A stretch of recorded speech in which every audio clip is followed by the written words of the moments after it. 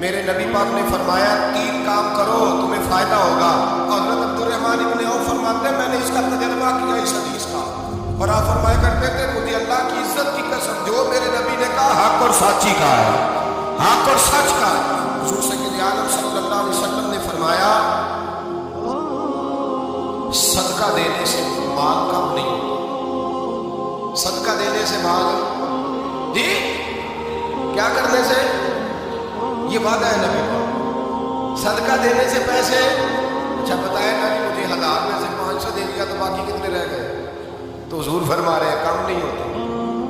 1000 دے دیا تو باقی کتنا بچا, نہیں بھائی میرے محبوب فرماتے ہیں تو اللہ کے راستے میں ایک لے وہ تجھے 700 گنا کر کے واپس عطا فرمائے گا. نبی پاک نے فرمایا صدقہ دینے سے مال کم نہیں ہوتا, اور فرمایا معذرت کرنے سے عزت میں کمی نہیں آتی. معذرت کرنے سے عزت میں کمی, اللہ اکبر, معذرت کرنے سے عزت میں کمی, اور حد کر دی میرے حبیب نے. فرمایا تو رب کی رضا کے لیے عاجزی کر, تیرے نبی کا وعدہ ہے اللہ تجھے عزت عطا فرما دے گا.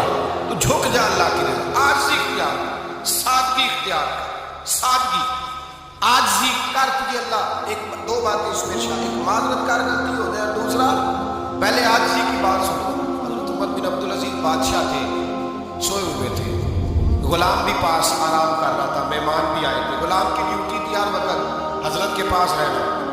اب سوئے ہوئے, دیر ہو گئی, غلام بیچارہ تھوڑا تھوڑا اونگ آتے آتے سو گیا. حضرت چراغ روشن کا کچھ لکھ رہے تھے, مہمان بیٹھا تھا, خادم سو گیا. اب چراغ نہ آہستہ آہستہ گل ہو گیا, بجھ گیا. حضرت اٹھے, بوڑھے آدمی تھے, چراغ صحیح کر دیں. مہمان کہنے لگے اس کو میں نہ کر دوں, میں نہ کر دوں. کہنے لگے نہیں تم مہمان ہو, مہمان سے خدمت نہیں لی جاتی. اس نے کہا غلام کو جگائیے. فرمانے لگے ابھی تو بیچارہ سویا ہے اور نیند سے بیدار کر دوں. خود گئے, اس نے تیل دوبارہ ڈالا, بتی ٹھیک کی, جلائی, واپس آ گئے. تو مہمان, اب بادشاہ کا مہمان بھی تو بادشاہ ہی ہوگا. کہنے لگا حضور آپ اپنے کام خود کرتے ہیں, کیا لفظ ہے, کیا حسن ہے, اور 2 جملوں میں کیا تاثیر ہے.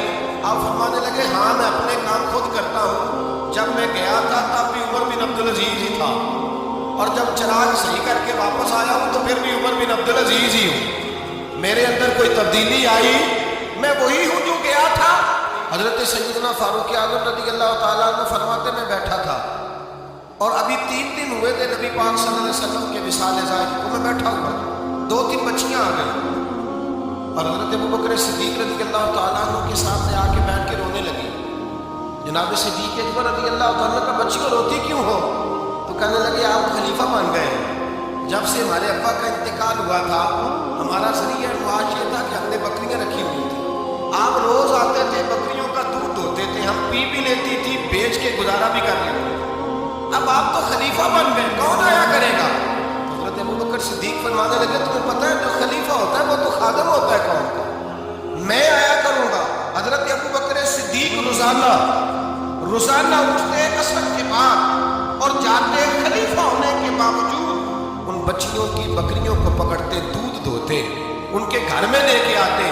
حضرت فاروق اعظم جب بھی دیکھتے تو کہتے ابوبکر تو پیچھے آنے والوں کے لیے راستہ بڑا مشکل کر رہا ہے, بڑا مشکل کر رہا ہے. جگر راہ وفا میں نقش ایسے چھوڑ آیا ہوں, میں جس منزل سے گزرا ہوں وہ اب تک یاد کرتی ہے. حضرت سلمان فارسی رضی اللہ تعالیٰ عنہ صوبے کے گورنر تھے, سادہ سا لباس پہن کر سادہ سا بس اسٹاپ پہ کھڑے تھے, جہاں سے لوگ اندر داخل ہوتے تھے, جہاں سواریاں باندھی جاتی تھی, آج ہم اپنے زبان میں سے بس اسٹاپ کہتے.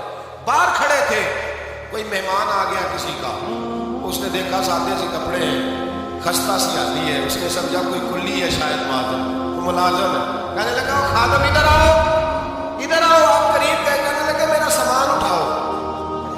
امام غزالی فرماتے ہیں جب تو علم پڑھنے بیٹھتا ہے تو یہ بھی خیال کرنا تیرے اندر تکبر کا پھوٹا نہ لگ جائے, عاجزی اختیار کرنا. عاجزی, سر پہ رکھا ہوا سامان حضرت سلمان فارسی نے گورنر صاحب اس آدمی کا, مہمان کا سر پہ سامان رکھا اور جا رہے سنو اور غور کرو. جب جا رہے تھے جو آدمی ملتا گورنر صاحب ہمیں دے دے.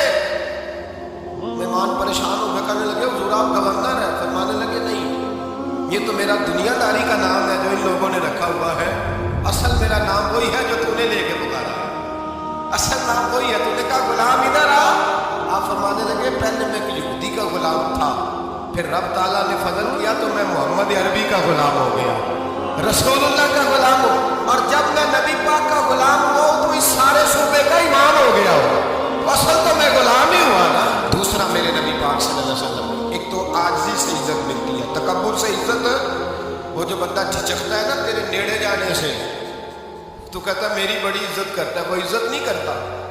شیر کی عزت ہوتی ہے کہ خوف ہوتا ہے؟ بولے نا، اور نہیں نا ڈر لگتا دیکھو۔ شیر کا کیا ہوتا ہے؟